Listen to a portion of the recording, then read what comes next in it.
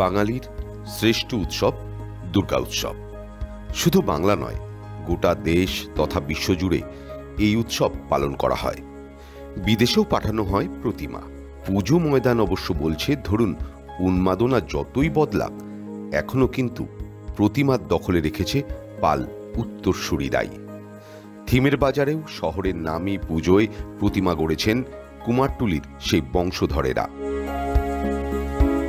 এবারে শহর কলকাতা জুড়ে এবার কতগুলো বড় ঠাকুর বা নামী পুজোগুলো কতগুলো করছে? নামী পুজো বলতে সন্তোষ মিত্র স্কোয়ার আছে, সল্টলেক এফডি আছে, বিবেকানন্দ স্পোর্টিং, বিকে পাল পার্ক, স্বাধীন সংঘ ভবানীপুর, আরও এরকম কলকাতার কুমারটুলি পার্কেরও 10 বছর বাদে ঠাকুর বানাচ্ছি। তো এরকম অনেক পুজোই আছে কলকাতার। তো মহালয়ার থেকেই সব উদ্বোধন হয়ে যায়, মানুষ তো প্রতিবাদ থেকেই পথে নেমে যায়। সেই জন্য এবছর ঠাকুরের ডেলিভারিও প্রায় আগে থেকে 16-17 থেকে ডেলিভারি শুরু। উত্তর কলকাতার বেশ জনপ্রিয় এলাকা কুমারটুলি।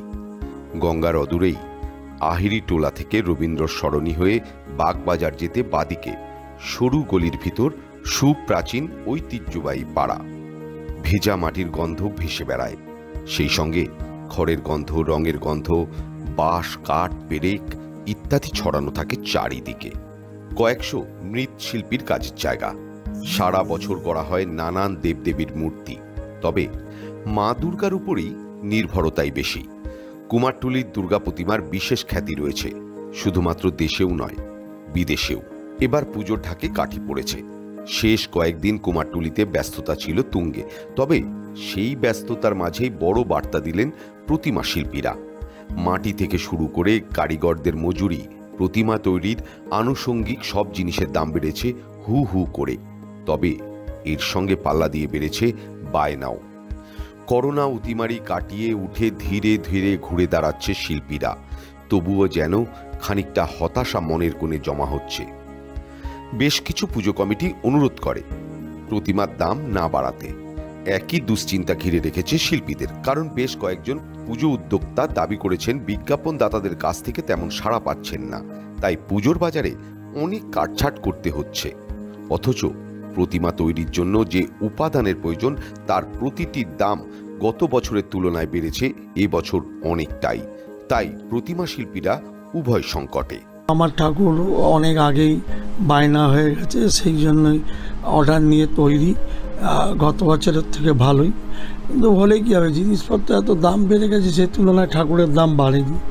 কাঠ, খড়, দড়ি পাট পাওয়া যাচ্ছে না বলে প্রায় দড়ির দাম 130-40 টাকা হয়ে গেছে। তারপর খড়ের দাম 50 টাকা থেকে 70-80 টাকা বান্ডিল হয়ে গেছে।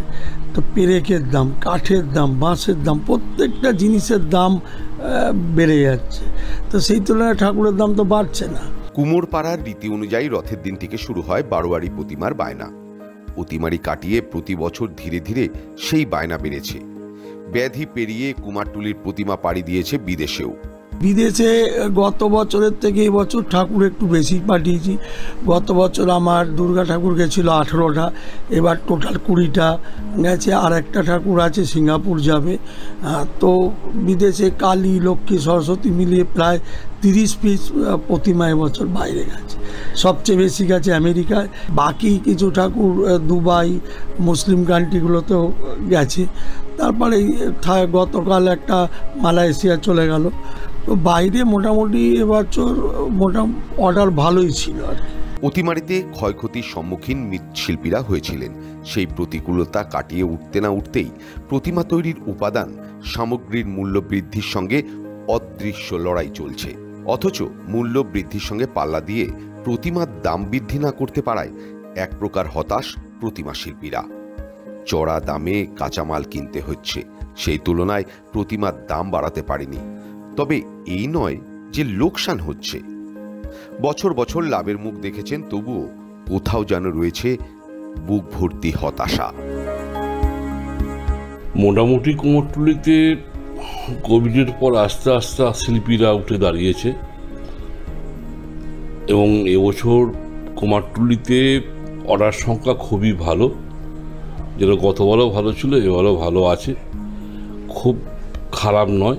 তো যে হারে জিনিসপত্রের দাম বেড়ে গেছে সেই হিসাবে কিন্তু আমরা ঠাকুরের দামটা সেইভাবে বাড়াতে পারছি না, এবং কাস্টমাররা সেটা অতটা দিতে ইচ্ছুক হচ্ছেন না। মোটামুটি একটা আন্ডারস্ট্যান্ডিং করে আমরা অর্ডার নিচ্ছি, তা সেটা ঠিক আছে। মানে যেটা ভেবেছেন যে 20% বা 25% বাড়লে ভালো হয়, সেটা সেই জায়গায় যাচ্ছে না, 10% 15% মতন বাড়াচ্ছে।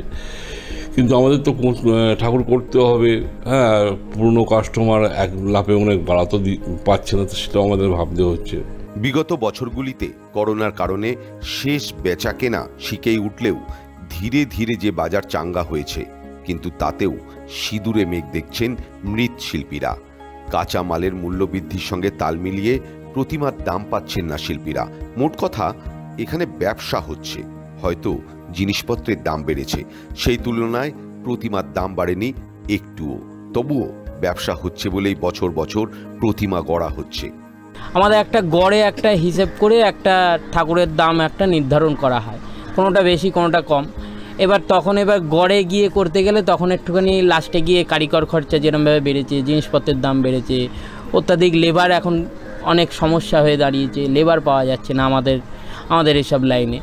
তো সেই সব জায়গায় গিয়ে মেকআপ করতে গিয়ে লাস্টে গিয়ে আর কি সেই হিসেব যখন হয়, মানে টোটাল সিজনের যখন হিসেব হয়, তখন একটুখানি গরমিল হচ্ছে। তবে সব শিল্পী এখন চাইছেন করোনার পর ধীরে ধীরে যে প্রতিকূলতাকে তারা হারাতে শুরু করেছেন, আগামীতে তা আরও ত্বরান্বিত হোক।